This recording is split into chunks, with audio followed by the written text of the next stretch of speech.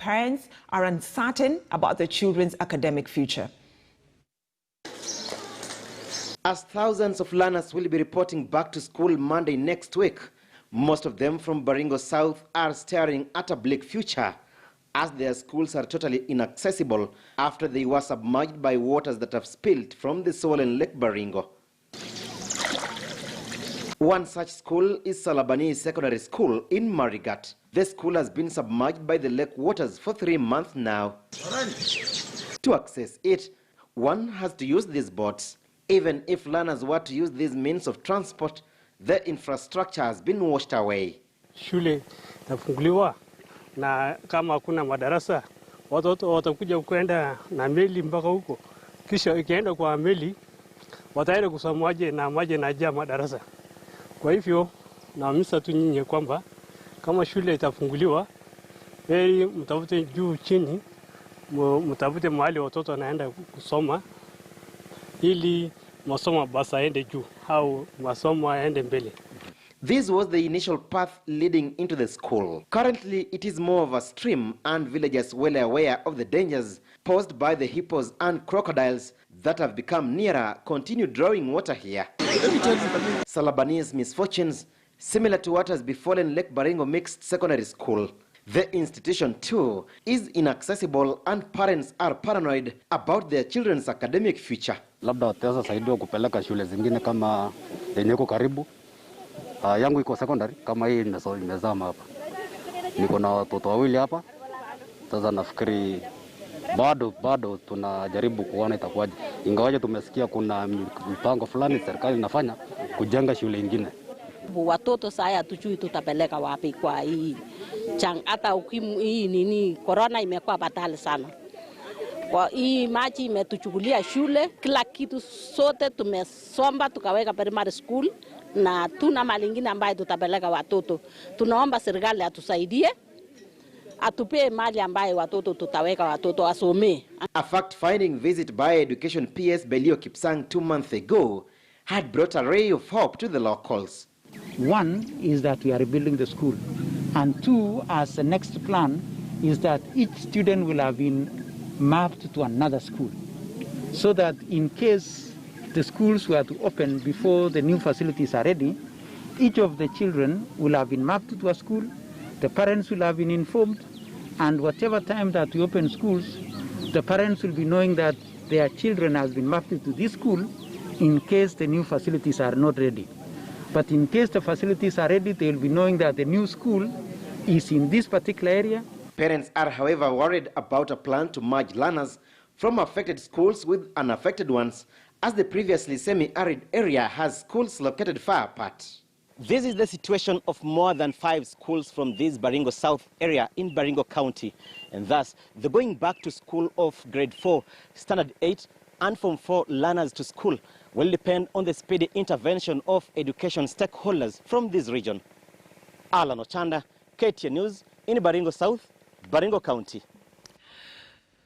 So schools are being reopened on Monday, but some pupils and students don't have a place to call a classroom. Hence, I bring in Nyando Member of Parliament, Jared Okello, just to talk to us about the situation in his own constituency. Because, Mheshimiwa, the last time we spoke, about 10 schools were submerged. How bad is the situation as we speak right now? I thank you very much, Brenda. The situation is still dire. We are staring at a very difficult situation for the people of Nyando constituency. Of course, this constituency has always been known for its flooding, perennial. This time around, the year 2019-2020 has been quite unprecedented. We have seen the flooding of monumental proportions, and at the same time, we saw Lake Victoria bulging and claiming its former land. And this has marooned 10 schools, just as you have put it, all across the constituency. We are getting information, which is credible, that the ministry is intending to have schools resume on Monday next week. All these 10 schools, I can tell you, will not be able to reopen because they are still waterlogged. The Cabinet Secretary for Education, Professor Magoha, did pay a visit 2 weeks ago to these schools. He was able to visit 3 of them out of those 10, and they presented a proposal that yes,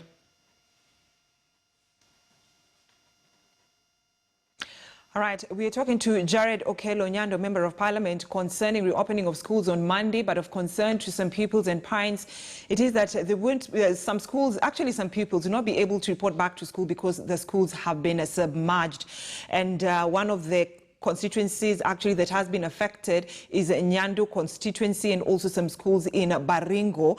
And so parents are wondering, didn't the government see all this coming? So Honorable Okello, you're talking to us about the CS making a tour to some of the affected schools, but even as much as the government knows that some schools in your constituency have been affected, didn't they see that as a reason as to why probably to delay the reopening of schools? Yes, we have several schools.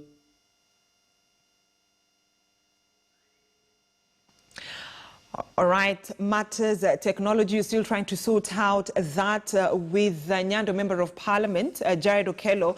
We'll be getting back to him later on just to talk to us about the measures that have been put in place in his constituency specifically, because so far you've heard it from him, 10 schools have been submerged, yet pupils and students are expected back to school on Monday. What is the way forward? We'll be talking to him later on. But then, Education Cabinet Secretary Professor George Magoha says capitation funds have been disbursed to all public, primary and secondary schools. Speaking in Kisumu, Magoha said all schools will receive the funds by today. The announcement by the CS came amid concerns, actually calls from teachers' unions, demanding for the government to release the money ahead of reopening to allow for adequate preparation. The government has been under immense pressure to disburse funds to schools to allow for adequate preparations ahead of reopening. The two main teachers' unions, Kopete and NAT, have been challenging the government to release the funds in order to allow school managers to put in place the necessary COVID-19 protocols. But on Wednesday, Magoha gave the response. 75% of secondary schools in this country are day schools, which are fully catered for by government as far as tuition is concerned and all the other small issues of running the schools. So the monies that they should be demanding should be for boarding. In Kenya, we have nearly 13 million learners. If the government just spent 1 billion to purchase face masks, then each student will receive at least 3 reusable face masks. Meanwhile, various stakeholders, including parents, have continued to express themselves over the partial reopening of schools beginning Monday next week. NAT Secretary General Wilson Sossion says the first reopening will help the government work on the modalities to recover lost school time. January to March, that will be third term of 2020, and exams will be taken between March and April and marked. And Form 1s, the current Class 8 will report to Form 1 in the month of May. The current Form 4s shall have to report to universities. And between May and December, the calendar of 2021 shall be concluded. But even as parents continue to express the challenges facing them, stakeholders have continued to urge the nation to support the Ministry of Education. The move, according to the members of the National Education Response Committee on COVID-19, is aimed at ensuring smooth progression of learners to the next level. Kenyans have been complaining about the possibility of learners repeating, and that was addressed by the COVID-19 committee. And if you look at the calendar that has been released, term 2 of 2020 will be concluded by 23rd of December. Until that announcement by the government that grade 4, Class 8 and Form 4 learners will reopen on October 12th, there was extreme fear over the possibility of the 2020 academic calendar going to waste. The move to recall learners in the 3 critical stages will ensure smooth transition to avoid a backlog in the education system. It appears the partial reopening of schools might have saved Professor Magoha a looming court battle with some Kenyans who moved to court seeking orders to compel the Ministry of Education to reopen schools. Shortly before Magoha made the announcement, the High Court had ordered him to urgently convene a stakeholder meeting in a case which has been sued by a parent seeking the reopening of schools. Justice James Makau ordered Professor Magoha to discuss modalities of resuming studies and submit a report to the court on October 14th. Shadrach Miti, KTN News. So let me bring back Nyando Member of Parliament, Jared Okello, via way of phone. And you were talking to us about, my question, it comes to delay of reopening of schools owing to the situation that some constituencies are in right now because some schools have been submerged because of flooding. Yes. Brenda, 10 of those schools, as I said, are still waterlogged.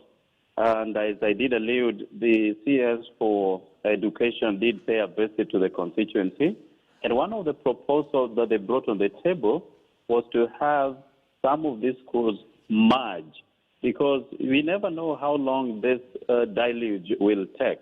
It may take 1 year for the flooding to completely end. It may take longer because this is a lake issue, and there have been lots of reasons advanced towards the bulging of Lake Victoria. So if those reasons are anything to go by, including setting up a dam in Uganda and the dam that is being set up in Ethiopia and therefore closing the waterways, hence water coming back, then, this will definitely and inevitably take too long to end. So the proposal that was afoot was to have those schools merged together with those that are on higher grounds. No adequate preparation has been put in place, because then you would expect that the government would have additional classrooms in these schools that will be merged, additional facilities, adequate sanitation facilities such as running water. There will be need to have a thermogun in all these schools. There will be need to have hand sanitizers. There will be need to have adequate spacing between students. But all these haven't happened 3 days to reopening of these schools. And therefore, that is a harsh indictment on the Ministry of Education.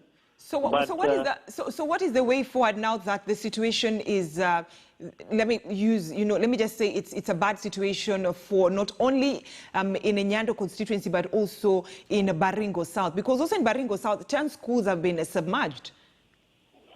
It is true. But again, the flooding phenomenon is not new. When this issue did arise, I think sometimes in March, with the advent of coronavirus in Kenya, the government knew with certainty that this was bound to take a little longer.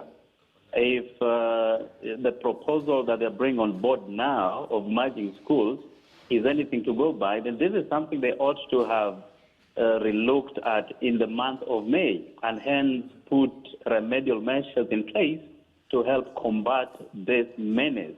All right. What I can say now is that, yes, the schools will reopen and the government has made a decision. The only better side of the story is that they are opening in phases where they're targeting the candidate classes, and that will be used as a test run. Now, we also know of many nations that have attempted to reopen amidst the pandemic, but the parents have refused to take their children to schools because the lives of children matter the most. All right, So go ahead. Right, and Mheshimiwa, as you're about to finish this conversation, let me ask you about, the concern that has been expressed by teachers, especially head teachers in primary and secondary schools. They're saying that, yes, you're opening schools on Monday, 3 days from today, but then we have not received the funds that the government was supposed to release to these schools. Well, perennially, the government has had inordinate delays in remitting funds meant for infrastructure for schools. The capitation that was proposed by government to help cushion parents against the unprecedented huge amounts of school fees ought to have been done efficiently and prudently. Now, schools are getting to reopen on Monday. Even if you send money today, Brenda, you only have tomorrow, Friday. Kenya is closed, and many other countries as well. Where will they be able to buy all this stuff within today and Monday? If the government knew, because I want to believe they were not caught unawares, they must have planned properly about reopening of schools. They ought to have spent money in good time, visited the schools, to appraise themselves on the levels of preparedness, they ought to have, carried out some education to teachers because, corona is a new thing. No one had seen it before. So there are certain trainings that ought to have been passed over to teachers so that they know how best to handle the students as they report back in schools. All right. None of this has happened. Now, we are staring at a second round of spike of coronavirus in this country, and you have seen the numbers, increasing daily. So if we have this spike when students are in school, you can imagine the amount of students that will be sick and ultimately be dead as a result of a hushed reopening of schools. All right. Even schools that are in developed nations, Brenda, you see what is happening in the United States. They have closed 9 states, so that, the virus can sublime and adequate preparations can be made. Now, I'm talking about United States of America. On the flip side, you have a country such as ours with so much inadequacy in preparation and getting towards reopening schools on Monday. All right, thank you so much. I thank you, Brenda. Thank you so much, Jared Okello, the Member of Parliament for Nyando constituency that has been affected by flooding affecting 10 schools. They don't know whether, the future of these kids are coming on a Monday when schools reopen. Taking us to a fast commercial break here on KTN News Center. But when we come back,